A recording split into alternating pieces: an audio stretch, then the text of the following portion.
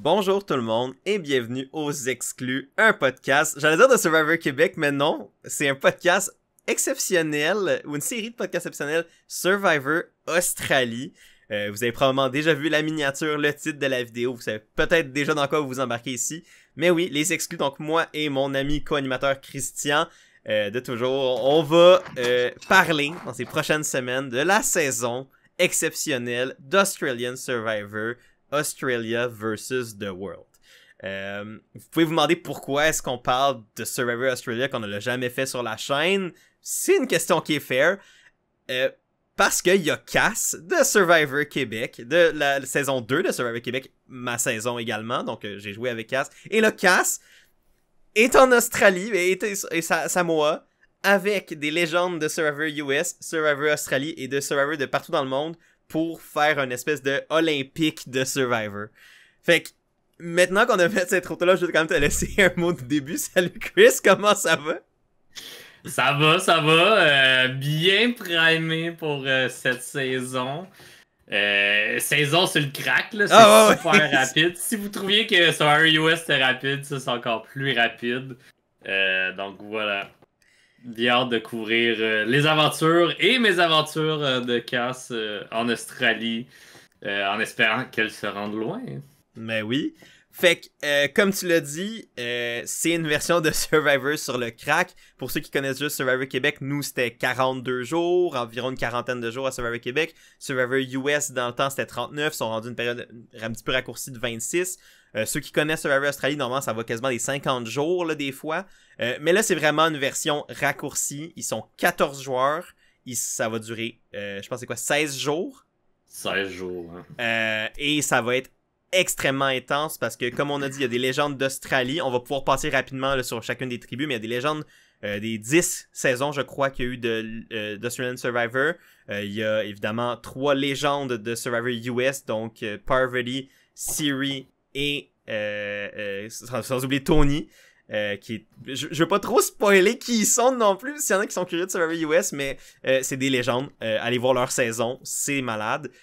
Et en plus, faut pas négliger, il y a des légendes ou des super joueurs et joueuses de version internationale. Afrique du Sud, Finlande, Nouvelle-Zélande et, on l'a mentionné, Québec. Le Québec est représenté dans cette espèce de Jeux olympiques de Survivor, comme je l'ai dit. Yes. Comment tu te... Ouais, vas-y. Ben, tu dis le mot Québec, ça me fait penser à une réaction que j'ai eue dans le show. Notamment avec l'ouverture qu'on a vue avec le drapeau du Québec. Mais j'adore qu'ils disent Québec et non Canada. Ouais. Genre, ils arrêtent pas de dire que Cass est une participante du Québec. Puis je sais pas si c'est genre Survivor Québec qui a vraiment insisté pour ça ou si c'est Cass qui a vraiment insisté pour ça. Mais je pense que ça fait vraiment une grosse différence pour nous parce que c'est pas la même chose. On n'a pas nécessairement les mêmes valeurs que le reste du pays. Fait que d'avoir notre propre Survivor là-bas, puis Survivor Canada n'existe pas anyways. Là. Fait que je trouve ça vraiment le fun que ça soit mentionné comme ça. Ouais, puis tu sais, c'est... d'habitude, les versions... les éditions de Survivor, c'est des pays. Tu sais, c'est les États-Unis, c'est la Finlande, c'est l'Australie, c'est l'Afrique du Sud, comme on les a mentionnés déjà. Là, c'est le Québec, notre petit lopin de terre, pas si petit que ça, mais tu sais, comme notre culture en français, au Québec, avec des gens qui nous ressemblent, qui partagent notre culture, nos valeurs, qui sont déjà à Survivor, puis déjà, c'est quasiment on s'en va vers la 4e saison de Survivor Québec, puis on a déjà la chance d'avoir cette version-là, d'avoir 4 saisons bientôt de ce show-là légendaire, et là, dans les espèces de... les rencontres au sommet des versions de Survivor dans le monde, on a le Québec qui est représenté, ça n'a aucun bon sens, et je pense que Cass est une excellente représentante pour Survivor Québec à l'international, d'autant plus dans une version australienne, qui est une Survivor Australie qui a, je trouve, un casting très typique de sa propre version, avec des joueuses, notamment, là, je parle de joueuses à cause de Cass, évidemment, mais qui sont généralement un peu triple threat, qui vont être donc physique, stratégique, social. Je pense que Cass au Québec est un des meilleurs exemples qu'on a eu de ce genre de casting, de type de casting-là, de type de joueuse-là. qu'on a eu au Québec. Et donc, pour moi, quand j'ai vu que c'était Cass qui avait été sélectionné pour représenter le Québec, ça tombait tellement sous le sens. Puis là, d'avoir vu les 3 premiers épisodes de la saison, d'avoir pu voir ses débuts aux côtés de légende de Survivor, elle est à sa place et ça va être malade de suivre ça. Avec toi, évidemment, Chris, mais avec vous également, le public. Dites-nous dans les commentaires si vous êtes excités, comment vous voyez ce début de saison-là. On a vu déjà les 3 premiers épisodes, puis c'est la petite parenthèse un peu plus technique, un petit peu plate, mais juste importante quand même. De la manière que Australian Survivor fonctionne niveau diffusion, c'est de même pour les saisons régulières, c'est la même chose pour cette version raccourcie-là. Ils font 3 épisodes par semaine diffusés. Généralement, c'est pour nous là au Québec, ils vont sortir le matin à cause du décalage horaire. Ça va tomber, je pense que c'est le dimanche matin, le lundi matin et le mardi matin. Ils sont pas disponibles à la télévision parce que droit de diffusion télé. Par contre, il y a des manières de pouvoir écouter les épisodes gratuitement sur Internet. Il y a des VPN qui existent. Il y a des gens qui mettent les vidéos en ligne sur YouTube ou d'autres plateformes. Faites juste attention quand vous naviguez sur le web, d'être prudent, comme toujours. Mais elles sont disponibles. Vous pouvez voir ces épisodes-là. Puis si vous savez pas comment les trouver, au pire, écrivez-moi un DM sur Instagram, le lien dans la description. Je pourrais vous dire comment les trouver au besoin. Mais voilà, fait que il va y avoir 3 épisodes par semaine. Et nous, de côté analyse, on va en faire un par semaine qui va couvrir un bloc de 3 épisodes. Et on va faire ça à chaque semaine, puisque ça dure 10 épisodes au total, environ 4 semaines si on veut. Donc on va faire 3 épisodes pour couvrir les 3 batchs de 3 épisodes et un épisode spécifique pour la finale. Donc voilà pour la diffusion, voilà pour nous comment ça va se passer aux exclus, puis que pour ceux qui sont habitués à notre formule, mais je peux laisser Chris un peu résumer comment nos épisodes normalement fonctionnent, surtout quand on fait des multi-épisodes de la shot, mais je te laisse y aller pour ouais, ben habituellement on y va par élimination dans le fond. Dans ce cas-ci, c'est la même chose qu'on va faire. Il y a une élimination par épisode, fait qu'on va y aller par épisode. C'est sûr des fois, on va peut-être teaser de l'information ici et là. Vous nous connaissez, on se laisse emporter, on est passionné par ce jeu-là. Fait que ça se peut qu'on déborde un peu, mais on va essayer de vraiment garder ça concis, épisode par épisode. Vous allez pouvoir suivre, disons que vous avez déjà vu l'épisode 1 de notre analyse, vous allez pouvoir revenir à la vidéo, aller écouter l'épisode 2, 3. Les chapitres vont être disponibles. Fait qu'on va vraiment y aller comme ça. Puis c'est sûr que c'est des bonnes heures de contenu ici. On s'entend que c'est des épisodes de 1 heure, 1 heure et demie pour les 3 épisodes. Fait qu'on va essayer de garder ça plus concis qu'à l'habitude. Peut-être pas passer sur toutes les petites discussions qu'il y a eu, mais garder ça ce qui est pertinent avec ce qu'on analyse. Et bien évidemment, mettre en lumière notre participante québécoise, Cass, voir comment elle réagit à tout ce qui se passe, puis est-ce qu'elle fait des bons moves, est-ce qu'elle fait des mauvais moves, est-ce qu'on la voit tout court? Spoiler pour l'épisode 1, là. Mais voilà. Yes, puis je pense que c'est là où ça va être d'autant plus important pour nous de savoir votre participation. Tu sais, vu qu'on va faire des épisodes peut-être un petit peu plus... Ils vont pas être moins longs que d'habitude, nous connaissant, mais peut-être qu'il y a des sujets qu'on va passer plus rapidement, des conversations qu'on va peut-être évacuer, des choses comme ça. Mais si vous, ça vous importe, si vous êtes curieux d'avoir nos opinions sur ces questions-là, n'hésitez pas à les mettre dans les commentaires sur YouTube, si vous écoutez ça sur YouTube. Si vous écoutez ça en format balado, je sais que certaines plateformes permettent les commentaires, sinon... Venez sur YouTube, mettez les commentaires là. Nous, on va pouvoir prendre ces questions-là, soit y répondre directement dans l'espace commentaire, ou peut-être même récupérer certaines des questions puis y répondre dans les épisodes suivants, faire avancer la conversation sur peut-être des sujets qu'on a évacués. Fait que on veut savoir votre avis, on veut vous entendre sur cette incroyable saison de Survivor.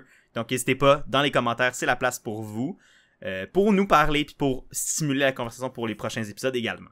Fait qu'avant qu'on se lance dans les breakdowns spécifiques de chaque épisode, un dernier petit préambule, mais je pense qu'il va être le fun à faire, c'est puis aussi vous mettre un peu au diapason par rapport à nos connaissances de cette saison-là. Parce que, veux pas, il y a beaucoup de Survivors différents qui est représentés dans cette version internationale-là de combat des nations, version Survivor.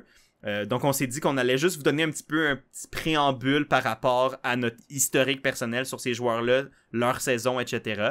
Puis, spoiler alert, on n'a pas tout vu. Fait qu'on va peut-être des fois parler à travers notre chapeau. Il y a peut-être des joueurs qui ont des historiques qu'on va pas nécessairement comprendre, connaître. Ça fait partie de la réalité d'avoir des versions de Survivor un petit peu funky comme ça. Mais n'empêche que je pense que ça va être intéressant pour vous de suivre nos analyses de tout ça. Et voilà, fait que Chris, toi, c'est quoi ton rapport avec Survivor Australie en général, puis même avec les joueurs participants de cette édition-là, australiens ou non? Australien, je ne connais à peu près rien. Hein. Ma connaissance de Survivor Australie, c'est par ce que j'entends le monde, la communauté de Survivor parler. D'autant plus des joueurs-joueuses qui ont participé à Survivor Québec que j'ai croisé ici et là, qui ont vu du Australie. C'est à peu près tout ce que je connais. Fait que je connais des noms, puis j'étais comme, OK, ces noms-là sont là. Fait que I guess que ça va être bon, tu sais. C'est à peu près ça, mais depuis que je sais que Cass participe, je me suis abonné à leurs différentes chaînes, dans le fond sur Facebook, sur Instagram. Fait que j'ai vu des clips ici et là, des gros revirements de situation dans leur historique. Quand même jeune, mais plus vieux que le Québec, disons. Là. Sinon, ben c'est sûr que les 3 superstars américaines, je les connais bien, je les adore les 3. Et le reste, je les connais pas du tout. Fait que c'est vraiment comme blind au niveau de 3 des 7 membres de la World Team et les 7 membres de la Team Australie que j'avais aucune idée qui était qui. En même temps, c'est quand même le fun parce que ça doit être... Ben, tu sais, moi, j'ai un petit peu plus d'historique avec les joueurs, surtout de la tribu australienne comparé à, mettons, à toi. Parce que dans la tribu du monde, je me situe à peu près au même niveau. Ben, avec le petit bonus additionnel que j'ai joué avec Cass, mais j'ai pas non plus été dans la même tribu que Cass. Fait que moi, ça s'est surtout fait par interposer.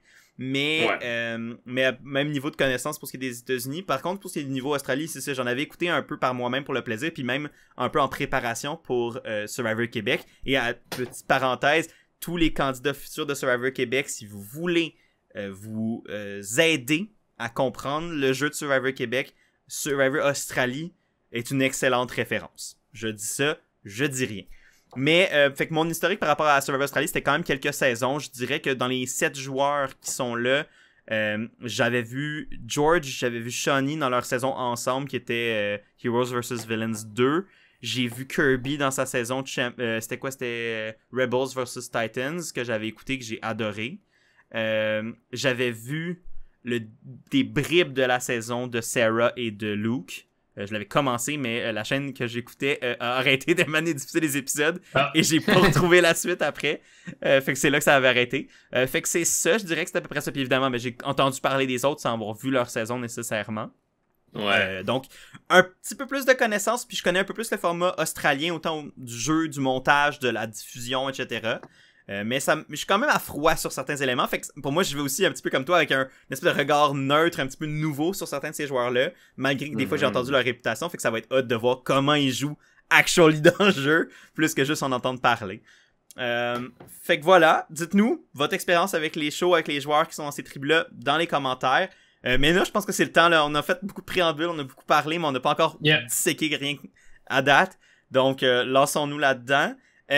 Avant que je te laisse nous lancer dans le premier épisode, dernier petit avertissement. Et là, c'est pour votre bien. Si vous n'avez pas encore vu les 3 premiers épisodes de Australian Survivor et que vous voulez pas vous faire spoiler, partez. Parce que c'est votre dernier moment avant qu'on se donne la liberté de parler de tout, de mentionner les personnes éliminées, le pourquoi du comment. Donc, si vous voulez pas être spoilé, allez quitter ça, allez écouter les 3 épisodes, revenez et on va avoir du fun ensemble à disséquer tout ça.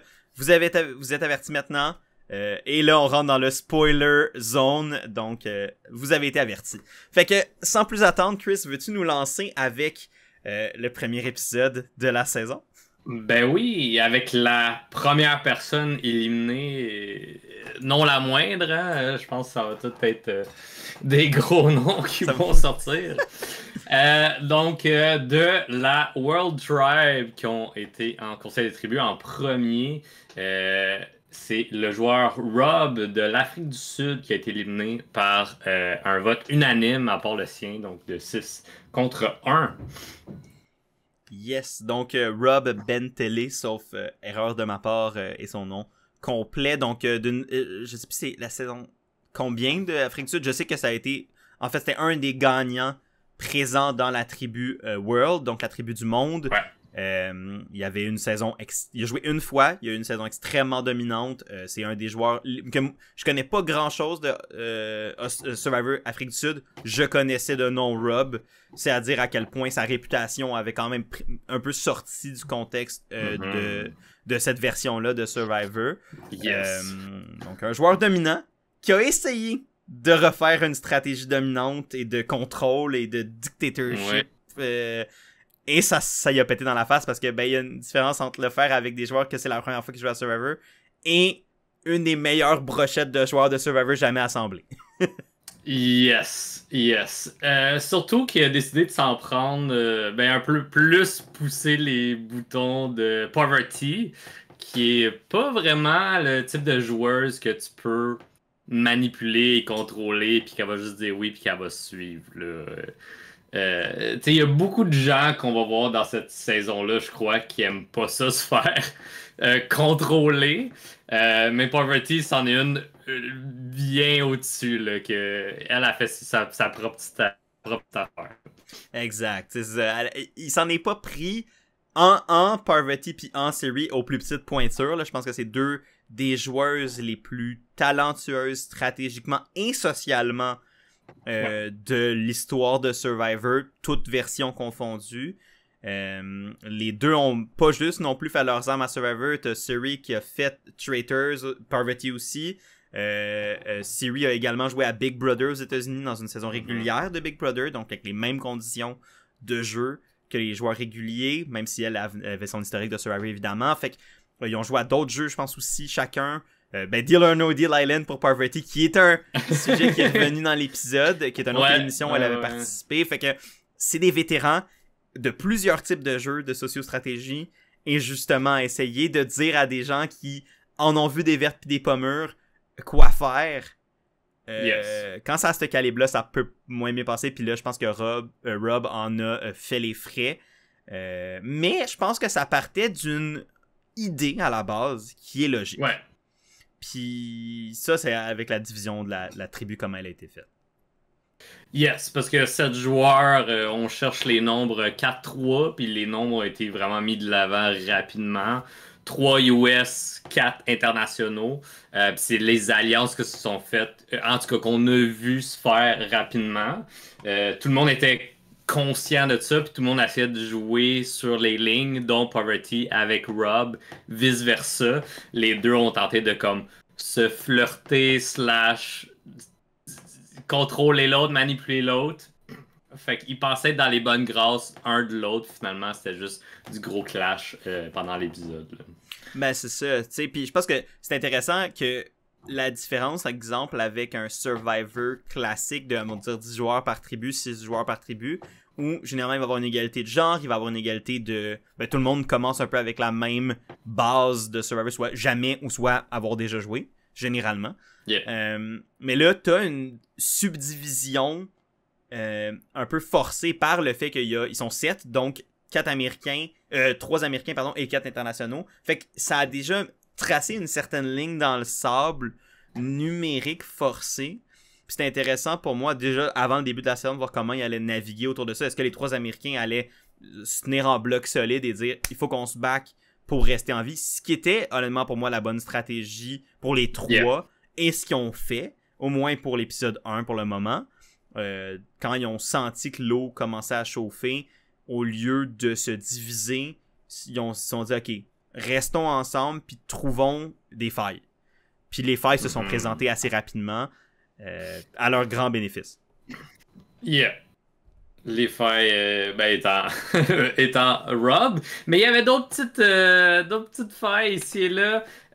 Lisa, qui est la joueuse de Nouvelle-Zélande, est full fan de Siri. Puis elle avait de la misère à le contenir. Fait qu'elle y a comme dit. Puis Siri a jumpé direct là-dessus. Puis elle est comme ah, girl, je veux travailler avec toi. Tu sais, on va se faire une alliance à 2. Fait qu'elle a comme de l'information aussi on the side. À première vue, je pensais que ça allait être Lisa qui allait juste flip sur les internationaux. Finalement, la confrontation entre Rob et Poverty a vraiment pris le dessus. Surtout quand Rob a un peu voulu lui rentrer dedans devant ses alliés à lui. En demandant à Poverty des noms, puis elle l'a vraiment mal pris, puis ça l'a vraiment dégénéré à partir de là. Je pense que c'était vraiment son pire move de l'épisode. C'est de la contrôler devant tout le monde, puis d'un peu la forcer, disons, là. Je sais pas, toi, tu dirais qu'est-ce qui a mené à la fin de Rob? Ben, c'est sûr que pour moi, il y a cet aspect-là, tu sais, de... En fait, c'est qu'il a pas aidé à pousser cette division-là, joueurs internationaux versus joueurs américains, ce qui peut être une bonne chose parce que ça te crée des ennemis communs. Fait que quand tu veux contrôler une alliance que ce soit par la force, la peur, la stratégie, peu importe, de faire une division nous versus eux, c'est tout le temps une manière facile de diviser et ensuite régner à travers ça. Fait que à la base, c'est pas faux comme stratégie, je pense que ça peut être intéressant. Le problème, c'est quand tu forces ces divisions-là sur un truc qui peut être arbitraire, ben tu peux occulter, exemple, une Lisa qui est super fan de Siri et que ben, elle a peut-être un attachement émotionnel plus fort à Siri, même si elle l'a jamais rencontré avant aujourd'hui, qu'avec toi, qu'avec Cass, qu'avec Tommy, qu'elle a rencontré et probablement un peu comme si les trois autres sont probablement des joueurs de Survivor, comme si c'était une nouvelle saison de joueurs qu'ils connaissaient pas, tu sais, qui sont pas nécessairement des vétérans de Survivor, parce que ils ont pas, peut-être pas, tu sais, je doute que Lisa a vu Survivor Québec, à moins que peut-être la prod leur a dit écoutez nos saisons respectives, je sais pas. Ouais. Mais à première vue, j'aurais tendance à croire que y a pas eu, peut-être que Cass arrive là en inconnu, et c'est probablement une bonne chose pour elle un peu. Laisse les grosses pointures se tirer dessus puis passe à travers, passe en dessous du radar comme ça.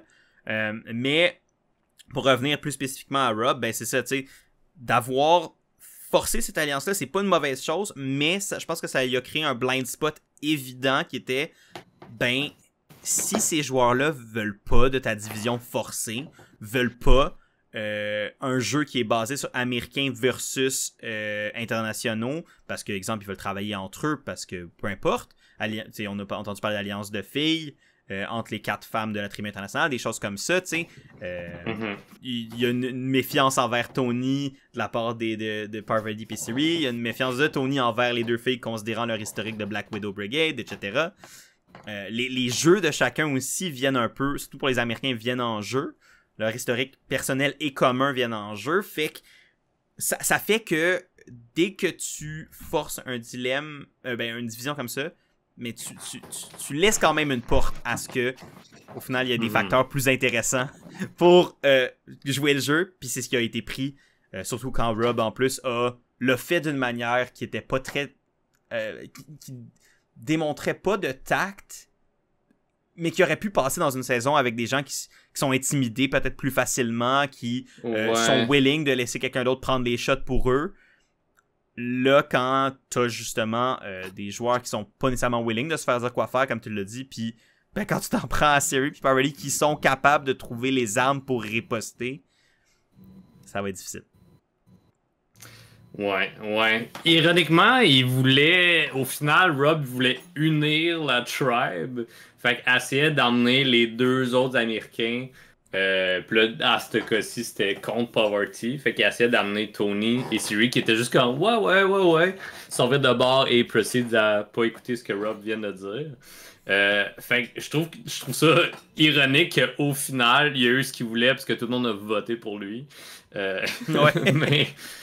mais pas de la façon qui s'en attendait. L'ironie dramatique de Survivor était à son paroxysme au premier épisode. Mais tu sais, ouais, c'est ça. Je pense que ça a été là l'erreur principale de Rob. Ça va avoir été de pas se contenter de juste pogner les 4 internationaux, ben, incluant lui. Dire, on sort, il voulait sortir Suri qui était sa cible initiale. On sort Suri parce que si on laisse les 3 Américains ensemble, on va se faire manger. Puis en plus, il y avait l'information que Parvati lui a donnée qu'elle avait fait une émission avec David de la tribu australienne. David qui avait également tenté de parler avec Rob dans les challenges, les différents challenges, les 2 challenges qu'on a vu dans cet épisode-là. Le challenge du départ de saison, de récompense, et le challenge d'immunité. Donc, Parvati lui avait honnêtement donné une avait fait potentiellement une erreur en lui donnant cette information-là, même si je comprends pourquoi Parvati voulait le faire. Mais au lieu de prendre cette information-là et de l'utiliser pour justifier l'importance de s'attaquer aux Américains, là, a essayé de faire un coup au conseil de tribu quand les cartes étaient déjà jouées contre lui, tu sais. Exact. Puis il a même comme pas dit tout à fait les bons détails, fait que Parvati elle a pu prendre ça, lui rentrer dedans, puis ramener d'autres choses qu'il avait faites en toute vérité, là. Fait comme au final, il s'est tiré dans le pied, puis les 3 autres internationaux savaient qu'il était le swing vote avec ce qui s'était passé dans l'après-midi juste avant. Un moment cocasse que je voulais parler, qui est en lien avec Cass, qu'on a moins vu dans l'épisode 1, parce que la trame narrative, c'était beaucoup Parvati et Rob, et en même temps, on a vu la team australienne, mais on va y revenir pour les alliances et tout, là. Mais c'est lui qui donne l'information à Lisa. On voit Lisa donner cette information-là à Cass. Fait que les deux sont un peu comme, OK, Rob, il est en train de foutre la merde, qu'est-ce qu'on fait? On est un peu dans le trouble. Et Parvati vient les confronter directement. Vient un peu brouiller les choses. La face de Cass, man, j'étais crampé, là. Elle était clairement pas à l'aise de se faire un peu dire quoi faire par peur à ce moment-là. Je trouvais ça hilarant. Puis j'en ai parlé un peu avec Cass, puis elle était comme, la parano de Parvati, c'est incroyable, là, mais elle gère si bien là, que c'est tough. Ouais, elle dit, cette femme-là est parano tout le temps, mais elle gère tellement bien. Elle gère tellement bien toute la situation que genre tu peux pas vraiment utiliser sa parano contre elle. Genre. Damn. Fait que des situations comme ça où que Parvati arrive, j'étais juste comme, oh man, pauvre Cass qui doit essayer de s'en sortir dans tout ça. Là. Ouais. Les premiers instants de Survivor Australie. Puis en plus, ce qui est intéressant dans cette conversation-là, spécifiquement avec la différenciation, où t'as comme... Tu sais, on s'entend que Parvati, basically, à tout ce qu'elle voulait, c'était comprendre que c'était elle la cible. Que ce soit elle ou non, j'ai l'impression que ce soit elle ou non, elle voulait juste confirmer dans sa tête que c'était elle la cible, pour se donc donner le droit de faire ce qu'il fallait pour s'en sortir. On dirait que comme... Ouais, go all out. J'ai rien à perdre, let's go, on trouve une solution. Ça a toujours été la force de Parvati, c'est de trouver des solutions. Tu sais, je pense que pratiquement toutes les fois où elle a joué, elle s'est rendue quand même assez loin, puis elle s'est rendue loin parce qu'elle était capable de contrôler les choses, contrôler les gens, contrôler les alliances, et trouver des solutions stratégiques, sociales, au problème là. Là, le problème, c'est que t'avais Rob qui essayait de, comme on dit, splitter la tribu internationaux versus américains. Puis, même si c'était pas elle la cible, parce qu'à ce moment-là, c'était pas Parvati la cible, c'était... ou c'était peut-être devenu Parvati à ce moment-là, parce qu'il y avait eu justement la tension un peu malaisante entre Rob et elle. Mais, tu sais, je pense que c'était pas encore coulé dans le béton, là, qui allait être la cible des internationaux s'ils votaient en bloc. Mais c'est ça, puis tu sais, moi c'est juste la manière que Parvati était comme, c'est-tu moi la cible, puis là les deux ils baragouinaient un peu, puis Lisa puis Cass avaient l'air de comme tourner autour du pot, pas parce que c'était nécessairement Parvati la cible à ce moment-là, quoique ça l'était peut-être, mais c'était comme dans la tête de Parvati, c'est comme, ils sont pas upfront avec moi, donc c'est moi.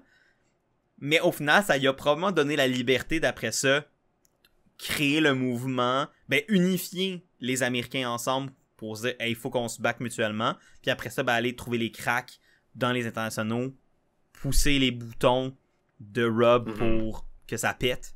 Et ça a pété. Et finalement, Parvati est resté, Siri est resté, Tony est resté. Et c'est Rob qui voulait l'unité, comme tu dis, mais qui s'est fait unifier. Il a été attribué contre lui. Et qui s'en est vu sorti, là. Mais je suis quand même déçu que ce soit Rob le premier parti. Pas parce que j'aurais voulu que quelqu'un d'autre parte, évidemment. Mais surtout parce que j'avais hâte de le voir. Tu sais, justement, j'avais hâte de le voir. Puis j'ai vu beaucoup de monde dire, tu sais, évidemment, il est parti premier, fait que c'est pas le meilleur truc pour un CV, mettons, Survivor, mais ça ne témoigne pas de son jeu. Parce que honnêtement, apparemment, de ce que j'ai compris et su de sa game, c'est vraiment une game de Survivor incroyable qu'il a joué. Fait que moi, ça m'a surtout donné. Son épisode m'a surtout donné envie d'aller l'écouter, sa saison, puis de voir, c'est comme. Parce qu'il y a des bouts où j'étais comme, wow, ok, le gars, il est sharp, il est charismatique, il est sympathique, il était bon en confesse, il me donnait. C'était clairement mis comme le vilain de l'épisode, mais il me donnait envie de root pour lui. Puis quand un vilain est présenté d'une manière comme ça, ben, c'est attirant pour un spectateur, c'est attirant pour un fan de Survivor. Fait que. J'ai hâte d'écouter un jour sa saison puis de me dire finalement tu sais c'était-tu il a joué la même game mais sauf qu'il jouait pas avec le même calibre de joueur fait que ça s'est retourné contre lui ou si c'était d'autres choses tu sais complètement différentes mais un premier épisode pour la tribu monde qui a quand même je pense établi des bases intéressantes sur la dynamique comme quoi ça allait pas être nécessairement américain contre le monde, ça allait être avec qui on a envie d'avancer. Puis un truc intéressant que je voulais t'amener, puis c'est valide pour les 3 épisodes, mais tant qu'à déjà en parler, vu que c'est une saison raccourcie, là, on sait 16 jours, 14 joueurs, le merge arrive déjà, bientôt. On est à l'épisode 1, là, mais le merge arrive déjà, puis je trouve que ça a joué beaucoup dans la balance des stratégies dès l'épisode 1, là. Il parlait déjà de est-ce que telle personne va aller avec telle personne au merge, etc. T'sais, toi, comment tu l'as vécu, cette relation-là, par rapport à la notion de merge direct dans les début de la saison? Ça fait changement. Il y a eu quelques mentions de faut garder la tribe strong et c'est parti tout de suite après. Ouais. Parce que tout le monde a leur force à leur façon. C'est tout ils ont tous marqué Survivor à leur façon dans leur propre version de Survivor ou dans Survivor. Dans leur propre version en fait. Là. Ouais. Ou dans Survivor Australie, c'est ça que je voulais dire. Fait que j'ai trouvé ça vraiment intéressant parce qu'il y a eu beaucoup de discussions des deux côtés de qui serait plus propice à flip ou qui a un lien avec l'autre bord, qui a jasé, tu sais, qui est plus une loose cannon à la Tony de est-ce qu'on peut lui faire confiance, gardons-le jusqu'au merge puis après ça on verra, tu sais. Ouais. Fait qu'on s'attend à ce que le merge soit déjà la semaine prochaine parce qu'il y a 10 épisodes là, fait que ça va aller vite là. Exact. Puis d'où le fait que je pense que la stratégie de Rob de diviser par un statut arbitraire de nous versus eux parce qu'on est on est majoritaire numériquement contre les Américains était peut-être fondé sur une base chambranlante, mais qui aurait pu fonctionner dans une saison avec une préfusion plus longue, où justement tu dois survivre jusqu'au merge, puis t'as pas beaucoup de... T'as peut-être longtemps à travailler avec ces gens-là avant de fusionner, avant d'avoir plus d'options. Là, quand t'as peut-être 3, 4 votes, 4 rondes d'élimination, incluant pas nécessairement ta tribu qui va au conseil, à survivre avant d'arriver à la fusion, tu dois déjà penser avec qui tu veux travailler quand ce jeu-là va être complètement ouvert et que tu vas pouvoir avoir le luxe ou être de t'allier avec n'importe qui ou être dans le chenoute puis être ciblé par tout le monde, tu sais. Fait je pense que ça a été comme la faille dans la stratégie de Rob de jouer sur la force sur les nombres arbitraires était entre autres lié avec la formule du jeu rapide de cette saison-là qui est peut-être pas compatible avec le gameplay qu'il a voulu mettre en place. Yeah. On n'a pas full parlé d'Australie, fait qu'est-ce qu'on se lance sur cette tribu-là? Ben oui, petite mention du côté Australie, hein, de tout ce qui se passe de ce côté-là. Au niveau Alliance, ça a été surtout de se pencher sur les relations qui existent déjà. Qui a joué ensemble, qui a été allié. Fait qu'on a David et Luke qui se connaissent déjà très bien, que eux autres sont proches dès le début. Après ça, d'autres qui ont été contre, George et Shawnee, qui ont travaillé un bout ensemble, mais George a finalement trahi Shawnee dans sa saison. Fait qu'il y a une petite crainte au niveau de George. Est-ce qu'il va pouvoir travailler avec? T'sais, il essaie de jaser avec pour réparer un peu les pots cassés, tout ça. Kirby, qui est la plus récente, si je comprends bien, dans les sets, d'avoir joué Survivor. Australie, Sarah, elle, ça fait le plus longtemps, quelque chose de même. Fait que c'était bien intéressant de découvrir un peu tout le monde pour ma part, voir c'est quoi la dynamique de tous et chacun. Encore une fois, comme la Team World, on n'a pas vu énormément tout le monde. Fait que c'est plus à l'épisode 2 que je vais avoir plus de choses à dire sur tous et chacun. Ouais. Ben, comme tu dis, moi, un des trucs que j'avais le plus hâte de voir de cette tribu australienne-là, c'était de voir l'historique entre les joueurs puis comment ça allait jouer. T'sais, j'ai écouté, comme j'ai dit, la saison commune de Shawnee puis George. Tu l'as bien résumé rapidement avec la trahison de George contre Shawnee. George qui a quand même fini par perdre cette saison-là. Mais qui ça a quand même laissé une marque au fer rouge dans la mémoire de Shawnee. Et qui l'a mentionné vouloir être en mission Vendetta contre George cette saison. Et j'avais hâte de voir est-ce qu'il allait encore trouver une manière. Parce que George est très bon pour trouver une manière de faire en sorte que les gens finissent par travailler avec lui, que ça leur plaise ou non, dans un sens quasiment. Que ce soit parce qu'il va juste te sortir les meilleurs arguments puis tu n'auras jamais entendu ta sainte vie de pourquoi c'est logique d'aller avec lui à ce moment-là, ou parce qu'il va tellement te mettre dans un coin que tu n'auras plus d'autre option que de faire comme il veut. Puis ça, c'est ce qui fait George un des joueurs les plus terrifiants de Survivor que j'ai jamais vu. Parvati, cet épisode-ci m'a terrifié d'un point de vue joueur. Tu sais, j'ai joué à Survivor et je me dis être dans une... Puis j'ai joué avec Audrey qui a un style qui peut ressembler un peu à celui de Parvati. Moi, je me rappelle que quand je jouais avec Audrey, je me faisais tout le temps la comparaison dans ma tête.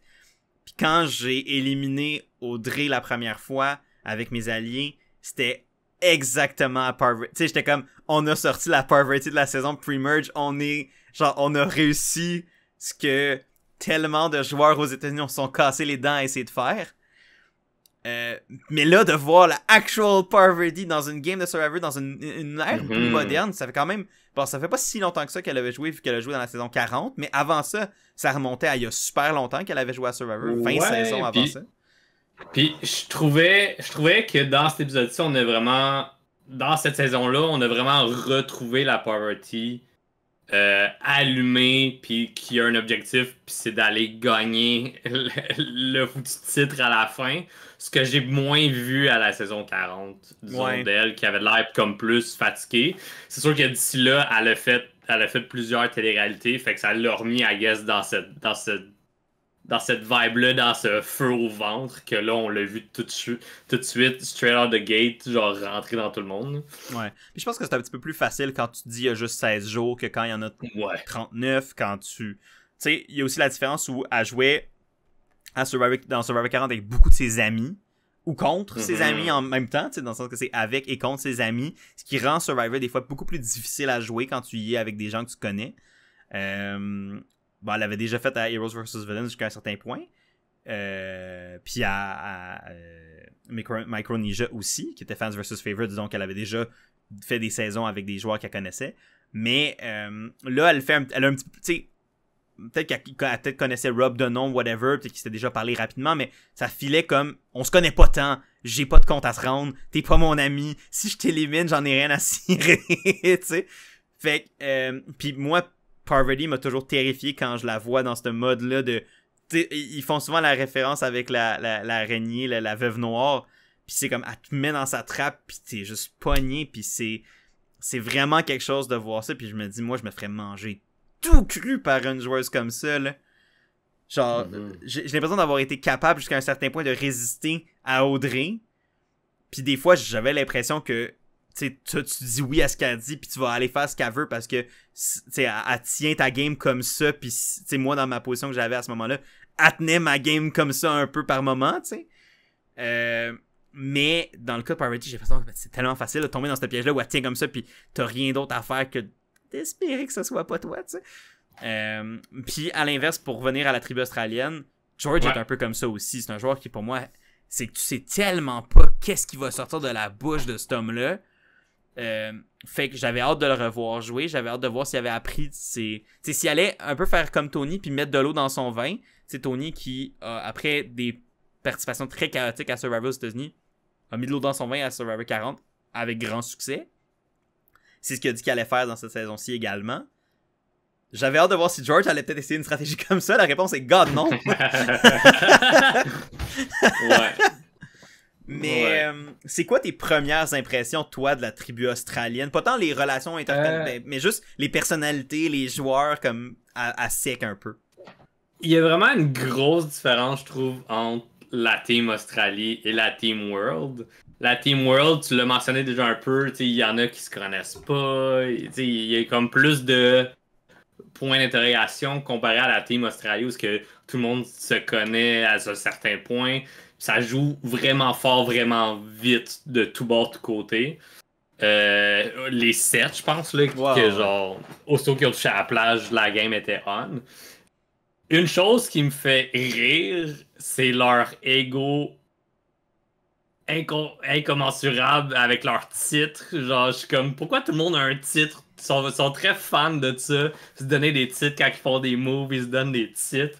Puis je suis comme, ok, sure, ça va avec le style, I guess, ça va avec l'historique également de Survivor Australie. Fait que très divertissant, très différent de ce que je connais de Survivor. Fait que ça me rappelle quasiment un mix entre genre du vieux old school de Survivor, mais dans un air plus rapide, plus moderne également. Ouais, ben c'est un Survivor qui prend un peu plus son temps pour te montrer vraiment ce qui se passe stratégiquement.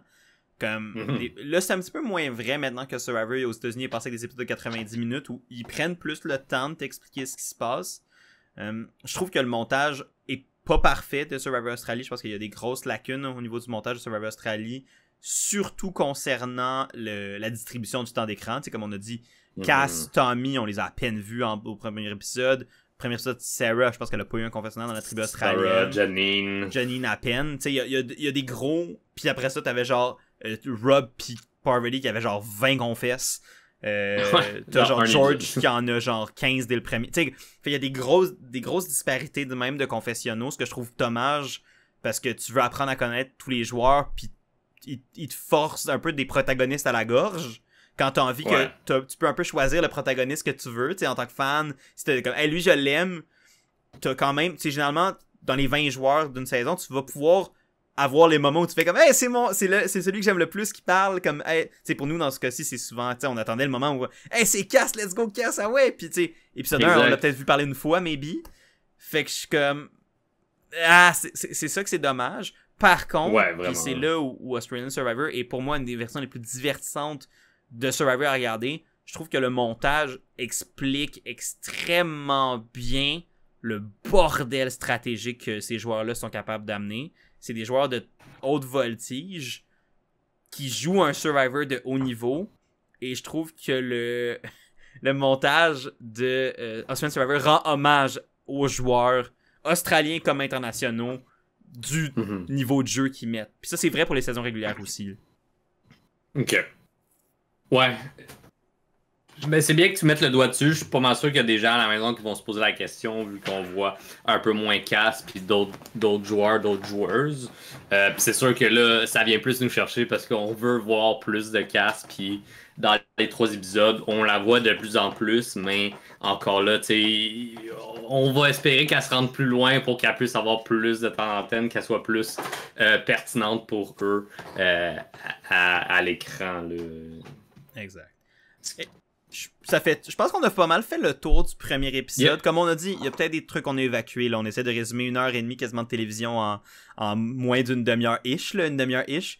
Ouais. Fait que c'est sûr qu'on a probablement évacué des affaires. T'sais, en plus, on aime ça se pencher dans les creux et le creux du sujet. Fait que, comme on l'a dit plus tôt dans l'épisode, n'hésitez pas à mettre vos questions, vos commentaires, des sujets que vous aimeriez qu'on aborde par rapport aux épisodes précédents, là, des épisodes 1 à 3. Dans les commentaires, on va essayer d'y répondre, que ce soit par format vidéo, par format dans le prochain épisode ou directement dans les commentaires. On est là pour nourrir cette information-là, peu importe le format. Mais là, on va se lancer dans le deuxième épisode pour comme avancer les choses. Et tu disais qu'on voyait on voyait quand même un peu moins Cass. On voyait plus Cass, mais quand même pas autant. Puis la raison, c'est que dans l'épisode 2, c'est pas la tribu de Cass qui est allée au conseil de tribu, c'est la tribu australienne qui est allée au conseil de tribu. Et Survivor a perdu une légende, entre guillemets, a mis fin à la carrière d'une légende.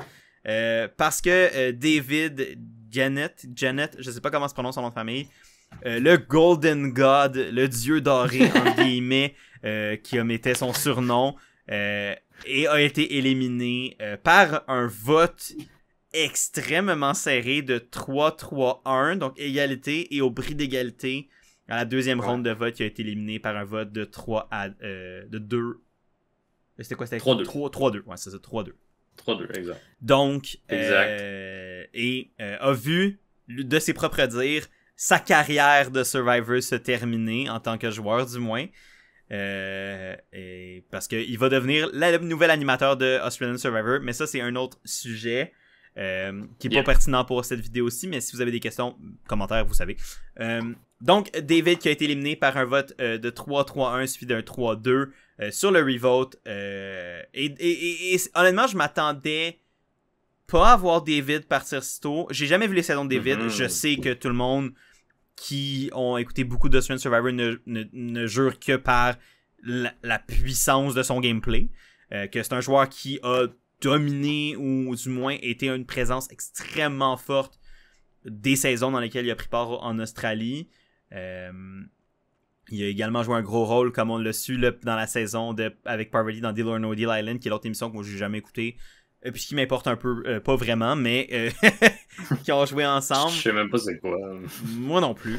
Je sais juste que ça existait, puis je savais à ce moment-là quand il s'est tourné. Juste comme... Ouais, je trouvais ça bizarre, une version du banquier avec des illuminations sur un île, en tout cas, bref. Je sais vraiment pas, j'ai pas suivi le show du tout. Je sais juste que, comme quand c'était diffusé, je voyais du monde en parler. Ouais. Mais c'est ça, fait que... Évidemment, David, il y a aussi le contexte que c'est le seul gagnant de la tribu australienne également. Non, c'est...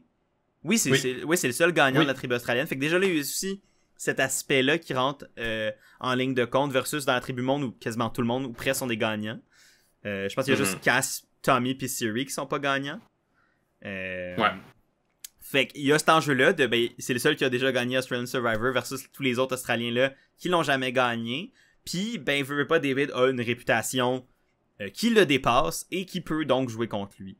Fait que, autant je suis étonné de le voir partir si tôt, autant ça fait sens considérant la menace qu'il représente dans ce jeu-là. Fait que, ouais. Ouais, comme premier vote de leur côté, j'ai l'impression que c'est le bon move à faire. Malgré tout, ça a été le bordel. Oh my god! Ça a été le bordel. Signé le dynamic duo un peu toxique de Kirby et Sarah, avec un saupoudré de George qui fait à sa tête et qui panique et qui dit bien les choses. Mais ouais, fait que ça part notamment de Kirby qui veut faire un gros move et sortir David.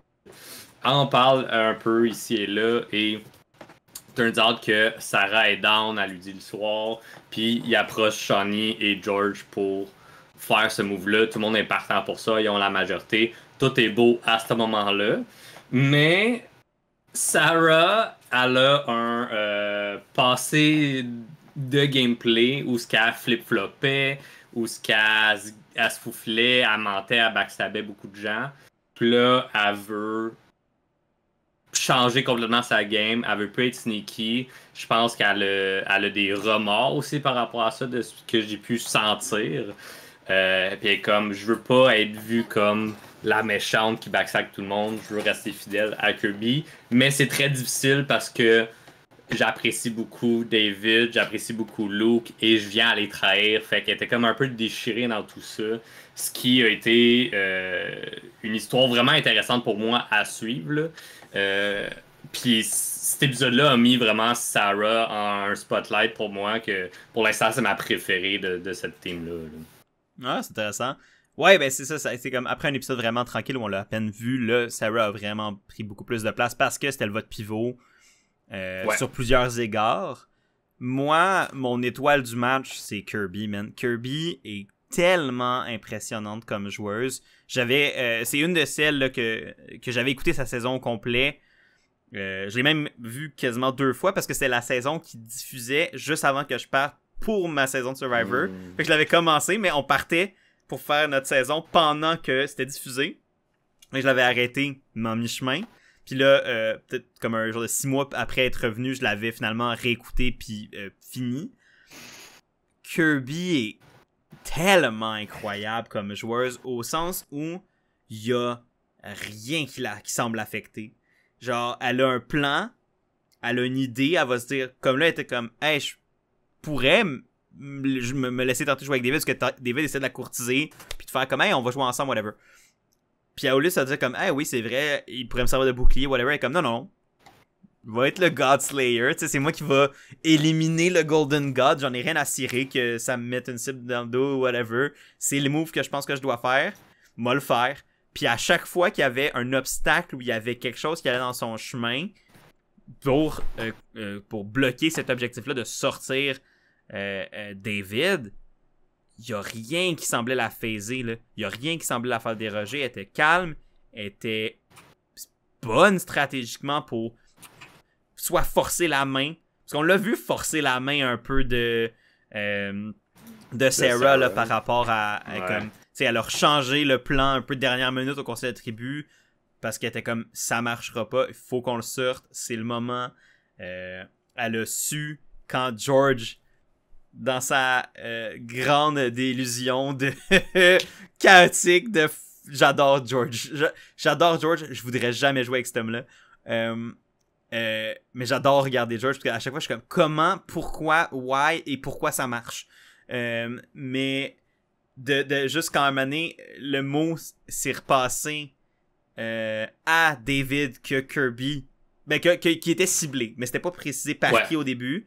Et ça, cette information-là était allée dans les oreilles de David par George, qui essayait de se protéger avec un trio de lui, David et Luke, comme les 3 gros joueurs. Parce que les 3 ont des réputations assez impressionnantes là, à Survivor en Australie.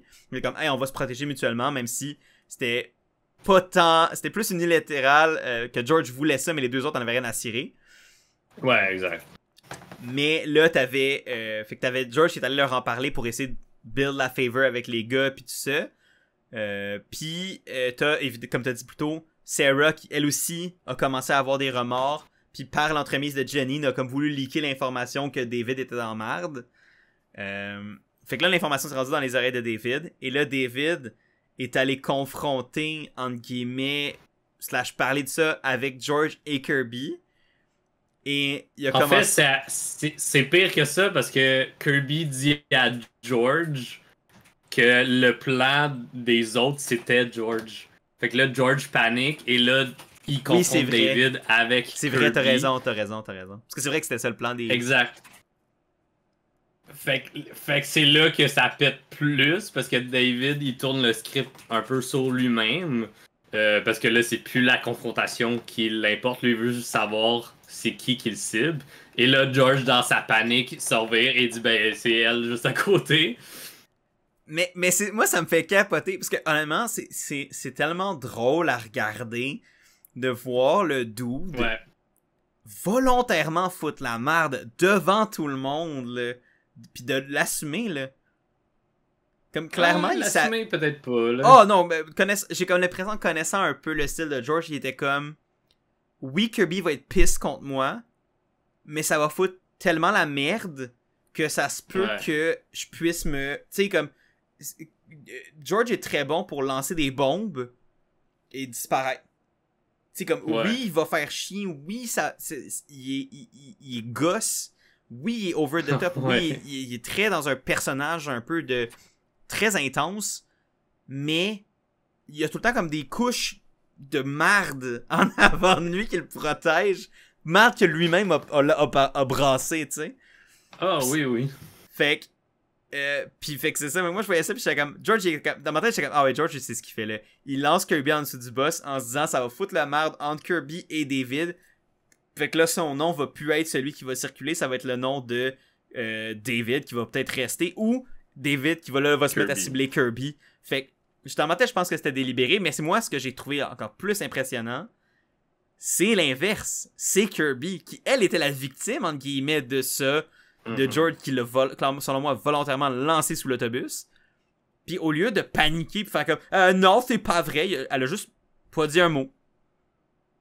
Ouais, elle a juste comme no sell l'affaire. Puis quand elle était en one-on-one avec George, elle était comme ta gueule, tabarnouche. Elle était comme pourquoi tu dis ça? Puis après, ben, vu que David était en merde regardless, ben, elle a juste comme un peu fait comme ben, si tu penses que je te cible ou si tu veux qu'on règle les choses, viens me parler. Ouais. Parce que si elle avait paniqué, elle avait lancé quelqu'un sous l'autobus, elle avait essayé de s'excuser, whatever, là, elle retombait dans une position de comme soumission, entre guillemets, ou de... Ouais, c'est ça. Là, elle garde la face, puis elle garde un peu la puissance qu'elle avait dans son move. Exact. En attendant, puis David le reconnaît aussi, tu sais, puis c'est là qu'il va la voir, puis il pitch George comme nom, comme hey, on pourrait tout flip sur George parce qu'il va faire des trucs comme ça constamment. Et c'est vrai. Ce qu'on veut éviter. T'as mentionné, tu sais, avec le merge qui s'en vient prochainement parce qu'il y a tellement pas de joueurs. George étant la personne nommée de tous comme étant la personne qui va flip sur eux aussitôt qu'ils sont dans le marde. Là. Fait qu'ils veulent s'en débarrasser aussitôt que prévu. Puis Sarah essaie de faire la même chose avec Kirby à ce moment-là aussi. Fait que on se lance dans un tribal council où on pense vraiment que tout le monde va flipper sur George. Ou en tout cas, ce que l'histoire veut nous dire aussi. Ouais, puis c'est un peu ça, tu sais, Sarah qui voit un peu tout ça avancer puis qui est de moins en moins à l'aise d'éliminer David. Mm-hmm.